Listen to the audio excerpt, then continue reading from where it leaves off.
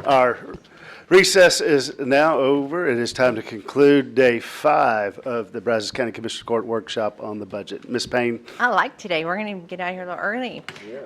So Judge Hinsterling is present. Her budget is Family Law Associate Court. It increased $31,547, 5% compared to last year, 0.32 overall.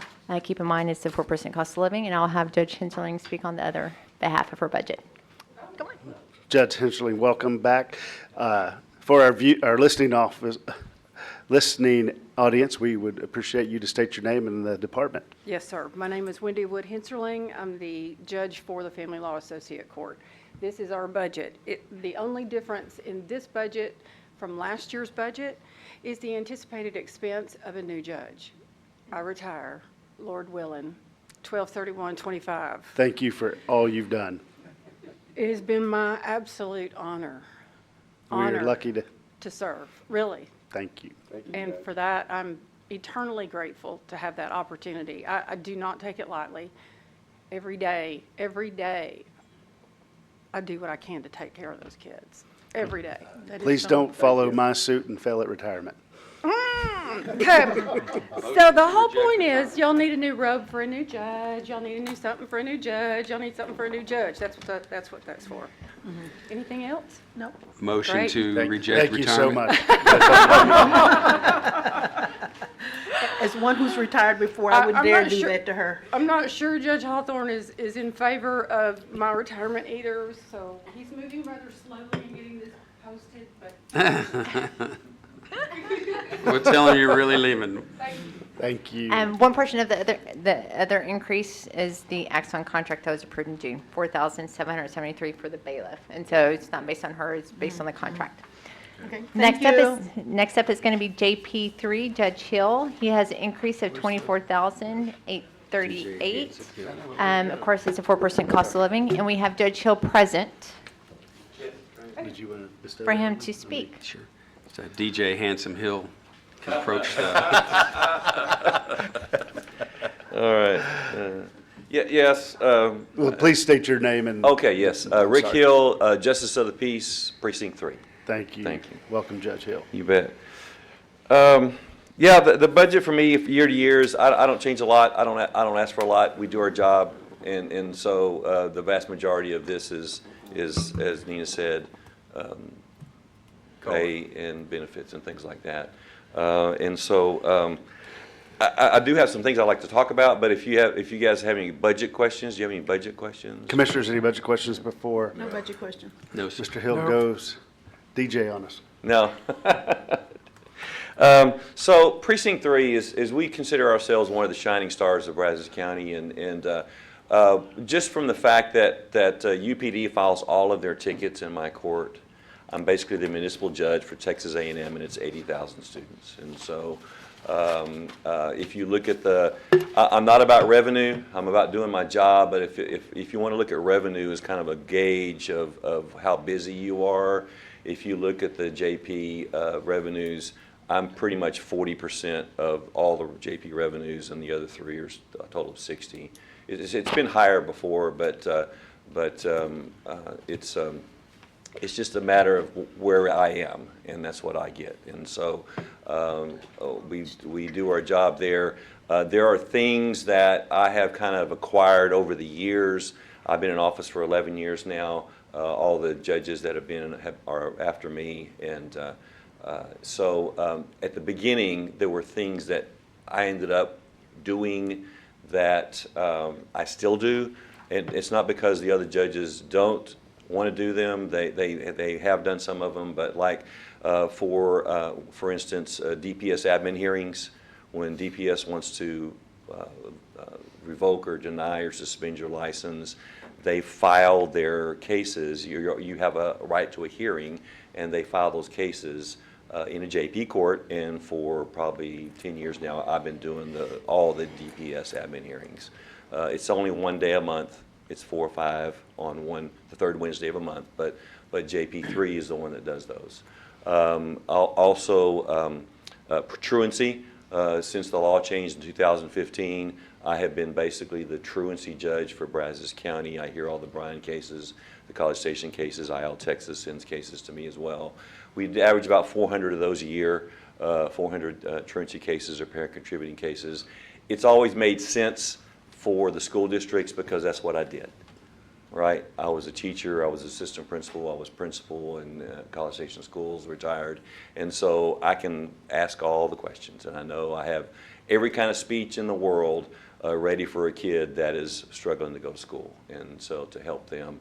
Because if we don't get them educated, they're breaking in our house later on and we see them in magistration, which I have today. I have magistration this morning. And so, you know, kids need to get educated. If they don't get educated, and so for us, it's all about following up. For kids, some kids, you know, if they're 18, they've got 2 credits, they need 26 to graduate, they're already a parent, they're already working on their own. It's time for them to do something different, right? What's great about today's world is that it used to be GED, all right, and that has a bad connotation. What's great now is there's all sorts of high school accredited online programs that get you a high school diploma. It's not about just getting a GED. I have a deputy and a clerk that actually that's what they do. Prior administrations, when you ordered a kid to get a GED, they're on their own. Okay? You order them out of school to get a GED, it's up to them. All right? We follow up with every student that is ordered to leave school and do something different. And the deputy follows them and works with them and does that. So that's something that is a passion of mine, and so we do that, all right, as well. The 17, 16 warrants that come out of what that is basically if there's a bond, somebody's out on a bond and they get reincarcerated or they commit another offense, the bondsman will get off of it and they'll file a 17, 16 and basically the issue is a warrant. We have a bench exchange early on in my career as a JP. That wasn't always getting done in a timely manner, so it kind of fell to me. There's other judges that do them now, but the majority of those I do.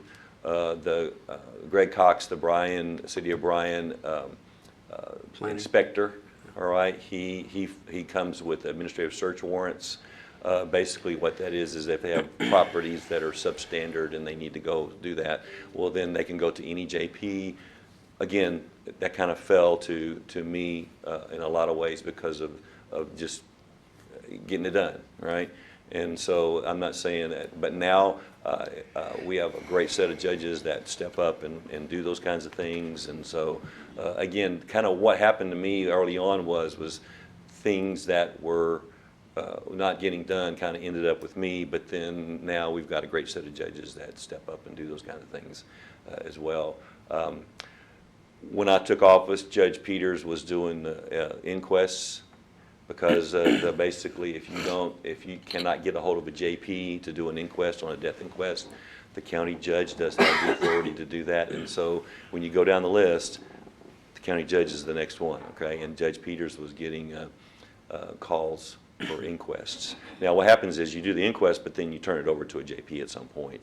One of my campaign promises when I took office was to get Judge Peters out of the inquest business, all right? And what's great is we all answer our phones. You know, that's the thing is if you have a JP that doesn't answer their phone, then that's a problem. But we all answer our phones. He did call me and tell me to be prepared, though. I did, yeah. I said, by the way, you do know that this, and so I'm working on a packet for him to be able to, you know, to show up at a death scene and say. He needs to do a ride-along. What do I do? There you go. That would be good. So I will say that the JPs are excited to be hopefully soon in the near future getting out of the inquest business. All right. Obviously, with the medical examiner's office coming on board, that's gonna play a part in that. You'll have your death investigators and things like that. It's a big it's a service that we love to provide for this community. I've been in this community for 40 years, and so when I show up at a scene, more often than not, there's a connection there of some sort, either through school business or Aggie baseball or anything like that, because I did Aggie baseball for 30 years, and so it's somebody they know that's walking them through a bad time, all right? Just recently, I had a woman who died of natural causes in her, she died in her chair watching TV, very peaceful. And we were waiting for the funeral home. I talked to her son in Cyprus, and this is kind of a weird moment that happened to me. Over her couch was a picture, and it was, I could tell it was a graduation picture. It was her son getting her diploma from President Gates at the time, 2005, and had a little picture of the diploma and a picture of her. And I kind of went over there and looked kind of closer, and I'm like, there's me. I'm in, if you graduate from A&M and I read your name at A&M, I'm in the background. and so I'm in there. So I was in a picture hanging over this lady's couch, you know. And I called the officer over, and I said, hey, I want you to look at this picture. And and it was 2005 when this kid graduated. And I said, see if you recognize anybody there. And he looked for a little bit, and he looked at me, and he says, a younger you? It made me mad. I was like, he said, you had more hair back then. It was darker. So anyway, so I have been blessed to be now in my third term, 11 years in as a JP here in Brazos County. I've taken this job very seriously. I've worked very hard. I've been involved in the state government legislatively, as well as my organization. I teach for the training center that teaches other judges around the state. I have 4 rules I live by, okay? Number 1 is know my job. So I know my job. I'm always studying and trying to do my job. All right, know how to do it. Number 2 is I'm gonna do my job, okay? I'm gonna do my job. Number 3 is the most important rule other than the 4th one, and it's the one where I think judges go wrong the most. Number 3 is I'm going to do only my job, okay? And number 4 is I remember the golden rule. I treat people with respect and dignity. When you come to my court, you may not like my decision, but it's going to be, you're going to be listened to, and you're going to be taken into consideration. That's what we do. Over 90% of all the cases, OCA says that over 90% of all the cases filed at any level are at the JP level, all right? All the high-profile cases at all the higher courts and all that, they make the news, but there's very few of those compared to what we do. So for the vast majority of Texans, the only interface they have with the judicial system is us. So that's why it's important that we do a good job. We've got a great set of JPs in Brazos County, and we work well together. We ask each other help all the time, and so just again, it's been a great honor for me to serve and to keep serving. I tell people it's just like being a school principal. Same skill set. I was a school principal with one exception. When I was a school principal and I had a parent cussing me out, wasn't much I could do about it. Now, I got a bailiff with a gun. All right? It's called contempt. All right? I don't have to take cussing. Now, it's never happened in my court, but it's there. All right. So anyway, with that, am I the last person? So I'm the only thing keeping y'all from being done, right? No, we have one more. Oh, okay. All right. We have a Okay. couple more days, actually, but. Well, yeah. Yeah. So Yeah, I've Wanda got- wanted to be done at 10, so you can look at the green clock. Okay. All right. Okay. All right. Judge, you were talking about these students that drop out of high school. Richard Milburn Academy that operates dropout recovery schools all over the state, they're looking at coming into our market in Bryan, and the way they operate, they get kids in and graduate them with a high school diploma, and then they send them off in cohorts to a local junior college, and they stick with them all the way through. Either they go in the military, they go to junior college and Trade on, school or trade school.